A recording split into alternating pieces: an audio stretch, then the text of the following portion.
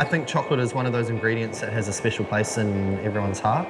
From the first time you eat it as a child, it really starts to form and shape your palate memory. So working with that in a nostalgic sense is often difficult for a chef. Fortunately, Indonesia is one of the top producers of cocoa in the world. What that means is a lot of the countries making amazing chocolate are often using beans from right here in Indonesia. So I had to ask myself, why am I using imported chocolate, especially when it's cycling the globe, only to end up back here and on our dinner table? And that's the moment when I decided to remove all imported chocolate from our restaurants. I started to put some feelers out, speaking to a couple of chefs around the island and a couple of mates, and the same name kept coming up, and that was Primo Chocolate.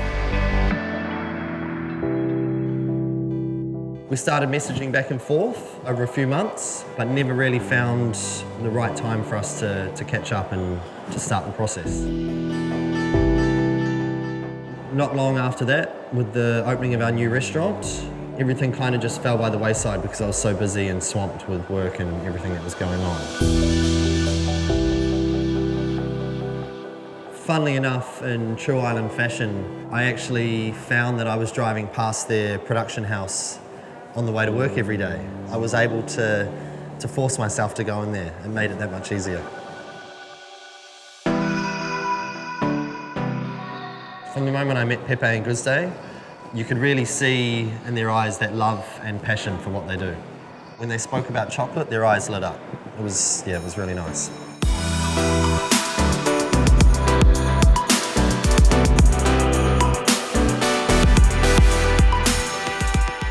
The term single origin is often thrown around in a very broad sense. What that means is you could have an Indonesian chocolate, but typically the beans come from several locations.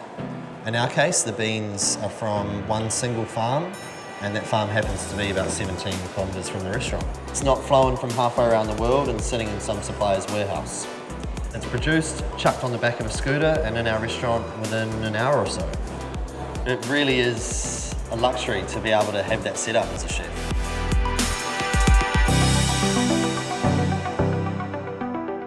For a lot of chefs around the world, there really isn't that understanding of the chocolate they use. It simply comes from a supplier wrapped in plastic.